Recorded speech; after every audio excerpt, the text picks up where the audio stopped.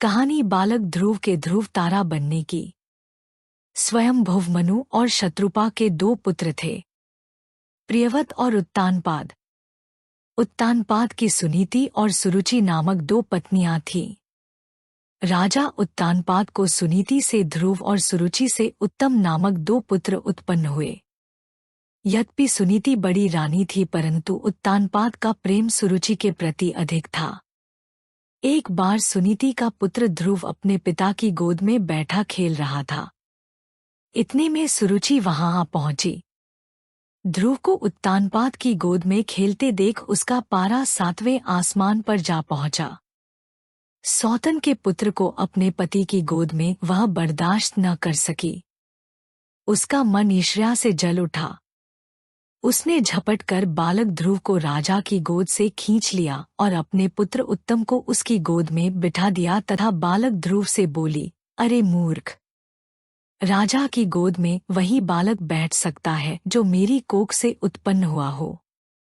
तू मेरी कोख से उत्पन्न नहीं हुआ है, इसलिए तुझे इनकी गोद में या राज सिंहासन पर बैठने का कोई अधिकार नहीं है। 5 वर्ष के ध्रुव को अपनी सौतेली माँ के व्यवहार पर क्रोध आया। वह भागते हुए अपनी माँ सुनीति के पास आए तथा सारी बात बताई। सुनीति बोली, बेटा, तेरी सौतेली माता सुरुचि से अधिक प्रेम के कारण तुम्हारे पिता हम लोगों से दूर हो गए हैं। तुम भगवान को अपना सहारा बनाओ। माता के वचन सुनकर ध्रुव को कुछ ज्ञान उत्पन्न हुआ और वह भगवान की भक्ति करने के लिए पिता के घर को छोड़कर चल पड़े।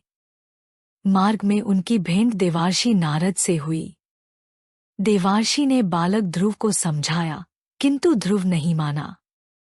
नारद ने उसके दृढ़ संकल्प को देखते हुए ध्रुव को मंत्र की दीक्षा दी। इसके बाद देवर्षि राजा उत्तानपाद के पास गए। राजा उत्तानपाद को ध्रुव के चले जाने से बड़ा पछतावा हो रहा था। देवर्षि नारद को वहां पाकर उन्होंने उनका सत्कार किया। देवर्षि ने राजा को ढांढस बंधाया कि भगवान उनके रक्षक हैं। भविष्य में वह अपने यश को संपूर्ण पृथ्वी पर फैलाएंगे। उनके प्रभाव से आपकी कीर्ति इस संसार में फैलेगी। नारद जी के इन शब्दों से राजा उत्तानपाद को कुछ तसल्ली हुई। उधर बालक ध्रुव यमुना के तट पर जा पहुंचे तथा महेश नारद से मिले मंत्र से भगवान नारायण की तपस्या आरंभ कर दी। तपस्या करते हुए ध्रुव को अनेक प्रकार की समस्याएं आईं, परंतु वह अपने संकल्प पर अडिग रहे। उनका मनोबल विचलित नहीं हुआ। उनके तप का तेज तीनों लोकों में फैलने लगा। ओम नमो भगवते वासुदेवाय की ध्वनि वैकुंठ में भी गूंज उठी। तब भगवान नारायण भी योग निद्रा से उठ बैठे। ध्रुव को इस अवस्था में तप करते देख नारायण प्रसन्न हो गए तथा उन्हें दर्शन देने के लिए प्रकट हुए। नारायण बोले, हे राजकुमार, तुम्हारी समस्त इच्छाएं पूर्ण होंगी।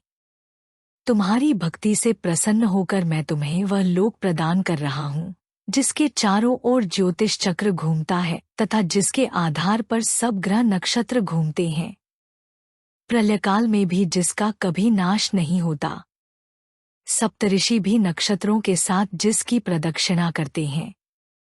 तुम्हारे नाम पर वह लोक ध्रुव लोक कहलाएगा। इस लोक में 36 सहस्र वर्ष तक तुम पृथ्वी पर शासन करोगे।